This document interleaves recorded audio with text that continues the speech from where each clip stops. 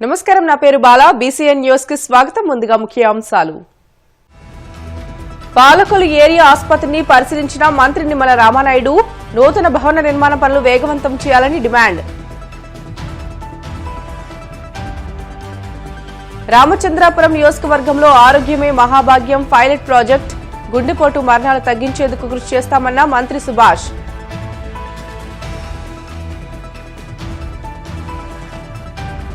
K Gangavaram మండలం కోళ్లలో యువకుడి దారుణ హత్య. వివాహేతర సంబంధమే కారణమంటూ ఊహాగానాలు.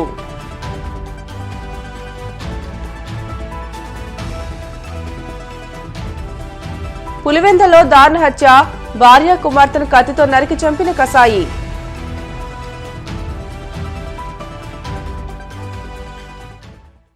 పాలకొల్లు ప్రభుత్వ ఏరియా ఆసుపత్రిని మంత్రి నిమ్మల రామానాయుడు ఆకస్మికంగా తనిఖీ చేశారు. నూతనంగా నిర్మించిన ఆసుపత్రి భవనాన్ని పరిశీలించి త్వరితగతిన పనులు పూర్తి చేయాలని అధికారులకు, కాంట్రాక్టర్లకు సూచించారు. ఈ సందర్భంగా మంత్రి మాట్లాడుతూ, ప్రస్తుతం పాలకొల్లు పరిసర ప్రాంతాల రోగులు డయాలసిస్ చేయించుకోవడానికి అమలాపురం, రాజమండ్రి, విజయవాడ ప్రాంతాలకు వెళ్లి వేచి ఉండాల్సి వస్తుందని అన్నారు. అందుకోసమే ఆరోగ్య శాఖ మంత్రితో మాట్లాడి పాలకొల్లు ప్రభుత్వ ఆసుపత్రిలో డయాలసిస్ సెంటర్ను మంజూరు చేయించినట్లు తెలియజేశారు. డయాలసిస్ పేషెంట్స్ అటు అమలాపురం, తాడేపల్లిగూడెం, తణుకు, ఏలూరు ఇట్లా ప్రాంతాలకు వెళ్ళడమే కాదు, ఒక్కొక్కసారి వాళ్ళకి నైట్ 2ంటికి 3ంటికి కూడా మరి వాళ్ళకి టైమింగ్స్ ఇస్తూ ఉంటే చాలా ఇబ్బంది పడుతూ ఉన్నారు. దాన్ని దృష్టిలో పెట్టుకుని ఆ డయాలసిస్ సెంటర్ ఒకటి మన పాలకొల్లులో నెలకొల్పాలని చెప్పి మన ప్రభుత్వం వచ్చిన వెంటనే అధికారుల దృష్టికి, అదేవిధంగా మన మంత్రి గారి దృష్టికి, ముఖ్యమంత్రి గారి దృష్టికి తీసుకెళ్లడంతో మనకు డయాలసిస్ సెంటర్ మరి శాంక్షన్ అయినటువంటి విషయం. ఆ డయాలసిస్ సెంటర్ కూడా పనులు సర్వగంగా పూర్తి చేసి అది ప్రారంభించుకోవాలని చెప్పడం కూడా జరిగింది. అయితే దానికి సంబంధించినటువంటి పనులు ఏవైతే ఉన్నాయో ఇంకా కొద్దిగా నత్తనడక నడుస్తూ ఉంటే ఇప్పుడే అధికారులు కూడా గట్టిగా సీరియస్గా చెప్పి ఒక వారం రోజుల్లో కల్లా కంప్లీట్ చేయమని చెప్పాం. ఎక్కడైనా అట్లా కంప్లీట్ చేయడంలో నిర్లక్ష్యం వహిస్తే వాళ్ళ మీద చర్యలు కూడా ఏజెన్సీ అయినా సరే, ఇటు అధికారులైనా సరే ఖచ్చితంగా చర్యలు కూడా తీసుకుంటామని వాళ్ళకు కూడా హెచ్చరించడం జరిగింది. ఎంత తొందరగా వీలైతే ఈ యొక్క పండగ జనవరి నెలలోనే ఆ డయాలసిస్ సెంటర్ని మనం ప్రారంభించి ఆ డయాలసిస్ పేషెంట్స్ ఎవరైతే ఉన్నారో వాళ్ళందరికీ కూడా మంచి వైద్యం ఇక్కడే అందించాలి. ఆ సౌకర్యాలు కూడా ఒక కార్పొరేట్ హాస్పిటల్కి పోతే ఏ రకమైనటువంటి సౌకర్యాలు అందుతాయో ఆ రకంగా ఉండాలి. ఎక్కడ రాజీ పడినా కూడా సహించేది లేదని చెప్పేసి కూడా మనం వాళ్ళకి ఏజెన్సీకి కూడా తెలియజెప్పడం జరిగిందని చెప్పి తెలియజేస్తాం. కోనసీమ జిల్లా రామచంద్రాపురం నియోజకవర్గంలో ఆరోగ్యమే మహాభాగ్యం పైలట్ ప్రాజెక్టుకు శ్రీకారం చుడుతున్నామని రాష్ట కార్మిక శాఖ మంత్రి వాసంశెట్టి సుభాష్ తెలిపారు. రామచంద్రాపురంలో మంత్రి సుభాష్ మీడియాతో మాట్లాడుతూ, నియోజకవర్గంలో హార్ట్ స్ట్రోక్ మరణాలు తగ్గించేందుకు పైలట్ ప్రాజెక్టును చేపడుతున్నట్లు తెలిపారు. రానున్న 2 ఏళ్లలో ఈ ప్రాజెక్టు రాష్టమంతటా విస్తరించేందుకు కృషి చేస్తామని అన్నారు. అలాగే రామచంద్రాపురంలో త్వరలో డయాలసిస్ యూనిట్ ఏర్పాటుకు కృషి చేస్తామని హామీ ఇచ్చారు. గడిచిన 6 నెలల్లో ఈ రామచంద్రపురం నియోజకవర్గంలో చాలామంది 100% మరణాలు హార్ట్ స్ట్రోక్ వల్లే వస్తూ ఉన్నాయి. ఇదే కాదు, కరోనా వచ్చిన తర్వాత 20% హార్ట్ స్ట్రోకులు పెరగడం జరిగినాయి. దీని మీద మేము గడిచిన 2 నెలల నుంచి కూడా కేవీఆర్ హాస్పిటల్స్ డాక్టర్ గారు సతీష్ గారితో సంప్రదించి మనం ఏం చేయగలం ఈ ఆగాలంటే ఆగాలనే ఈ హార్ట్ స్ట్రోక్లని ఆగాలి అంటే మనం ఏం చేయగలమని ఆయన సంప్రదించిన తర్వాత ఆయన సూచనల మేరకు సుమారు మగవాళ్ళు ఎక్కువ శాతం ఈ హార్ట్ స్ట్రోక్లకి బలవుతూ ఉన్నారు. దాన్ని నియంత్రించే ఆలోచనతో మేము సిఎస్ఆర్ ఫండ్స్తో ఈ 2DECO కానీ, థ్రెడ్మిల్ కానీ, ఈసీజీ మిషన్లు కానీ ఒక్కసారి ఆ టెస్టులు చేయించుకుని ట్యాబ్లెట్స్ కూడా, వైద్యం కూడా ఉచితంగా సతీష్ గారు అందజేస్తారు. అవి తీసుకున్న తర్వాత నుంచి కూడా మీ రామచంద్రపురం నియోజకవర్గంలో స్ట్రోక్ రాకుండా చూసే పూర్తి బాధ్యత నేను తీసుకుంటానని చెప్పి సతీష్ గారు తెలియజేయడం జరిగింది. అలాగే ఆడవాళ్ళలో కూడా గడిచిన సంవత్సరం క్రితం ఇప్పుడు క్యాన్సర్ ముఖ్యంగా బ్రెస్ట్ క్యాన్సర్, గర్భకోశ క్యాన్సర్లు ఆడవాళ్ళని చుట్టుముడుతూ ఉన్నాయి. మరి అది ఆ క్యాన్సర్ ఒకసారిగా రావడంతో 5-6 నెలల్లో మృత్యువాత పడతా ఉన్నారు. కాబట్టి అవి కూడా ఆ స్క్రీనింగ్ టెస్ట్లకి అవి కూడా పూర్తిగా మేము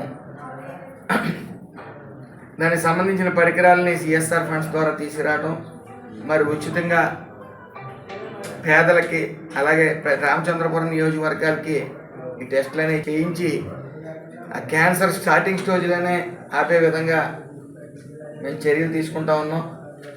రాబోయే నెల రోజుల్లో సుమారు ఒక సెంటర్ ఆఫీస్ అనేది పెట్టి నిరంతరం ఈ రామచంద్రపురం నియోజకవర్గ ప్రజలకి సుమారు 10 నుంచి 15 వేలు అయ్యే ఈ టెస్టులు అన్నిటిని కూడా నిమిత్త మాత్రంగా 200 రూపాయలతో వాళ్ళకి పూర్తి టెస్టులన్నీ చేయించే విధంగా, అలాగే ఈ బ్రెయిన్ స్ట్రోక్లు, పెరాలసిస్ స్ట్రోక్లు కూడా రావడం జరుగుతుంది. దాని నిమిత్తం సిటీ స్కాన్ది తీసుకురావటం, పూర్తి టెస్టులన్నీ చేసి వాళ్ళకి మందులు ఉచితంగా ఇచ్చి వాళ్ళు పూర్తి బాధ్యత మేము తీసుకుంటాం ఖచ్చితంగా.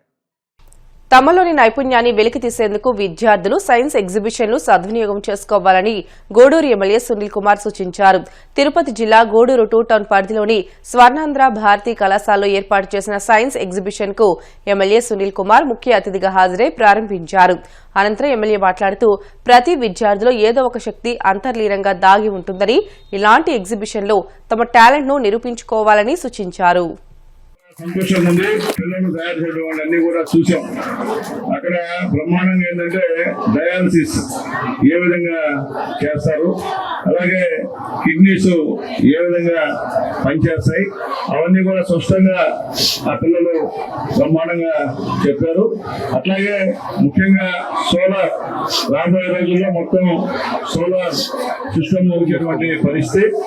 నిన్నే కుప్పంలో మన ముఖ్యమంత్రి నారా చంద్రబాబు నాయుడు గారు సోలార్ సిస్టమ్ కూడా ప్రారంభించారు. అంటే ఆ కుప్పం అంతా కూడా మొత్తం సోలార్ కరెంట్ తో సంబంధం లేకుండా సోలార్ తోనే అన్ని పనిచేసే విధంగా ఆయన అద్భుతమైనటువంటి పరిజ్ఞానంతో ఆ యొక్క సోలార్ సిస్టమ్ ని ఏర్పాటు చేశారు. అక్కడ సక్సెస్ అయిన తర్వాత రాబోయే రోజుల్లో కూడా మన ఊర్లో కూడా ఈ సోలార్ సిస్టమ్ వచ్చేటువంటి పరిస్థితి ఖచ్చితంగా ఉందని చెప్పి నేను తెలియజేస్తున్నా. అట్లాగే మన పిల్లలు ఇప్పుడు మన తిరుపతికి వెళ్తుంటే చాలా బస్సులు లోయల్లో పడేటువంటి పరిస్థితి కూడా మీ అందరూ చూస్తూ ఉంటారు పేపర్లో. కానీ అక్కడ లోయలో పడకుండా సెన్సార్ కూడా ఎక్కడైతే లోయ ఉందో అక్కడ గుర్తించి మళ్ళీ రిటర్న్ వచ్చేసి మళ్ళీ లోయలో పడకుండా అవి ఆగేటువంటి పరిస్థితి కూడా బిడ్డలు చూపించారు. నిజంగా చాలా సంతోషం. అలాగే మీ అందరికీ తెలుసు, మీ అమ్మగారు నాన్నగారు సెలవుల్లో ఎక్కడైనా తుఫాన్ వచ్చినా లేకపోతే ఎక్కడైనా పిడుగులు పడినా ఇప్పుడు ఒక రకమైన శబ్దం కూడా వస్తుంది. అది కూడా పిల్లలు కూడా చాలా బాగా చూపించారు. చాలా సంతోషం. అంటే ముఖ్యంగా బ్రిడ్జి, అది కూడా మన ఇటీవల చిత్తమూరు మండలంలో 2 బిడ్డలు నీళ్లు ఎక్కువైతే వాళ్ళకి తెలియకుండా దాంట్లో నడుస్తుపోయిన వల్ల కొట్టుకొని వెళ్ళిపోయారమ్మా, 2 చనిపోయారు. అట్లాంటి పరిస్థితుల్లో ఇబ్బంది లేకుండా బ్రిడ్జిని కట్టే విధానం కూడా చూపించారు. నీళ్లు కన్నా ఎక్కువైతే బ్రిడ్జి పైకి లేచేది, అట్లాగే నీళ్లు కన్నా తగ్గిపోతే మళ్ళీ యథాస్థితికి వచ్చేటువంటి పరిస్థితి కూడా మన వాళ్ళు చూపించారు. చాలా బ్రహ్మాండంగా ఉన్నాయి. అలాగే మున్సిపల్ ఏరియాలో క్లీనింగ్ అంటే చెత్త క్లీనింగ్ ఏదైనా చేయాలనేది కూడా బ్రహ్మాండమైనటువంటి పరికరం తయారు చేసి పెట్టారు. త్వరలో కూడా ఈ ఇండియాలో కూడా ఇండివిజువల్ చేస్తారని చెప్పి కూడా అనుకుంటున్నాం. ఎందుకంటే చాలా ఇంపార్టెంట్. ఎందుకంటే విలేజ్ లో కావచ్చు, టౌన్ లో కావచ్చు, ఈ గార్బేజ్ మనుషులు క్లీన్ చేసేటువంటి పరిస్థితి. అది కాకుండా మనుషులతో సంబంధం లేకుండా ఆ యొక్క మిషన్ వస్తే ఇంకా బ్రహ్మాండంగా ఈ యొక్క టౌన్ లో కానీ విలేజ్ లో కానీ బాగా క్లీన్ అయ్యేటువంటి పరిస్థితి అని చెప్పి మీ అందరికి కూడా తెలియజేస్తున్నా. మీ అమ్మ నాన్న నా బిడ్డలు చదువులో బాగా చదివి మంచి ఉద్యోగాలు చేయాలన్నటువంటి పరిస్థితుల్లో మిమ్మల్ని ఇక్కడ స్కూల్కి పంపించేటువంటి కార్యక్రమం. కాబట్టి తల్లిదండ్రుల నమ్మకాన్ని పొమ్ము చేయకుండా అందరూ బాగా చదివి బ్రహ్మాండటువంటి విద్య చెప్పేటువంటి పరిస్థితి ఇక్కడ ఉంది. మీ అందరూ కూడా మళ్ళీ చెప్తున్నా, బాగా చదవండి. అంబేద్కర్ కోనసీమ జిల్లా కె గంగవరం మండలం కోళ్ల గ్రామంలో దారుణ హత్య జరిగింది. వివాహేతర సంబంధం సత్తి సువర్ణరత్నం అనే యువకుడి నిండు ప్రాణం తీసింది. తాపీ మేస్త్రిగా పనిచేస్తున్న సత్తి సువర్ణరత్నంకు అదే గ్రామానికి చెందిన ఓ మహిళతో వివాహేతర సంబంధం ఏర్పడింది. ఈ నేపథ్యంలో మరో తాపీ మేస్త్రి పథకం ప్రకారం సువర్ణరత్నంను మద్యం ఇప్పిస్తానంటూ కోళ్ల పామరు రోడ్డు వద్దకు తీసుకువెళ్లాడు. మద్యం తాగిన తర్వాత ఆ మత్తులో ఇద్దరు తాపీ మేస్త్రుల మధ్య మాటామాట పెరిగింది. దీంతో సువర్ణరత్నంను బ్లేడుతో గొంతు కోశాడు. అనంతరం పంట పొలంలోని బొరదల్లో తొక్కి ఊపిరాడకుండా చేసి హత్యకు పాల్పడ్డాడు.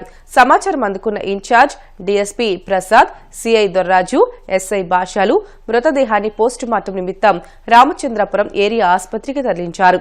ఈ ఘటనపై కేసు నమోదు చేసి దర్యాప్తు చేపట్టారు.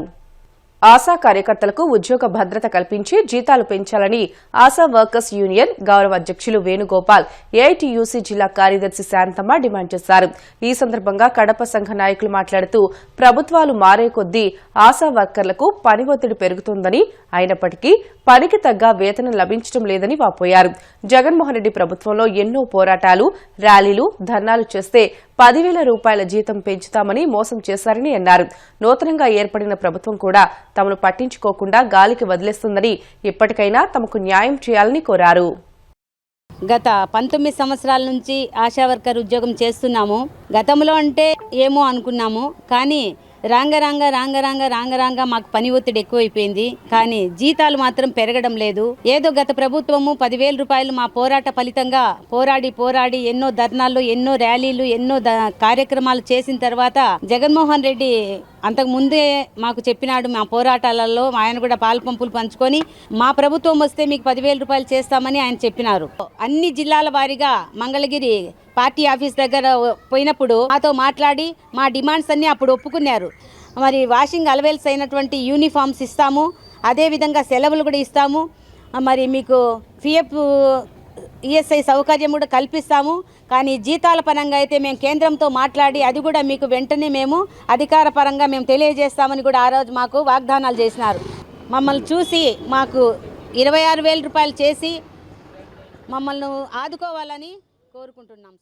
ఆశా వర్కర్స్ యూనియన్ దేశవ్యాప్తంగా అన్ని ప్రాథమిక ఆరోగ్య కేంద్రాల్లో నిరసన కార్యక్రమాన్ని పాటించి మెడికల్ ఆఫీసర్లకు వినతి పత్రాలు ఇవ్వాలని పిలుపు ఇవ్వడం జరిగింది. అందులో భాగంగా కడప నగరం మోచంపేటలో ఉన్నటువంటి ప్రాథమిక ఆరోగ్య కేంద్రంలో ఈ నిరసన కార్యక్రమాన్ని చేపట్టడం జరిగింది. దేశవ్యాప్తంగా కేంద్ర ప్రభుత్వం ఆశా కార్యకర్తల పట్ల నిర్లక్ష్యం వహిస్తూ ఉంది అనేది స్పష్టంగా అర్థమవుతూ ఉంది.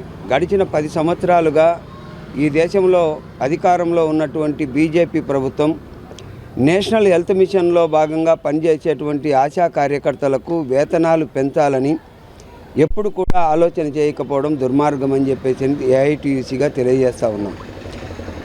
సుప్రీంకోర్టు గైడ్లైన్స్ ప్రకారం ఒక కార్మికుడు జీవించాలంటే కనీస వేతనం 26,000 రూపాయలు ఉండాలని చెప్పడం జరిగింది. సుప్రీంకోర్టు తీర్పు కూడా ఈ దేశంలో సక్రమంగా అమలు చేయకపోతే ఈ ప్రభుత్వం ఏమి ఎలగబెడతా ఉంది అని చెప్పేసి ఏఐటీసీగా మేము ప్రశ్నిస్తూ ఉన్నాం.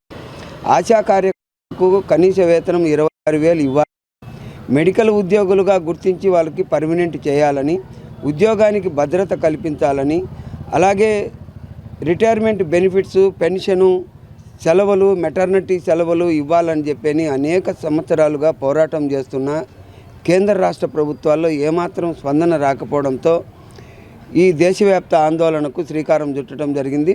తక్షణం కేంద్ర రాష్ట్ర ప్రభుత్వాలు ఆశా కార్యకర్తల సమస్యలను పరిష్కరించకపోతే దేశవ్యాప్తంగా ఈ ఉద్యమాన్ని మరింత ఉధృతం చేస్తామని చెప్పేసి ఏఐటీయూసీ ఏపీ ఆశా వర్కర్స్ యూనియన్గా తెలియజేస్తా ఉన్నాం.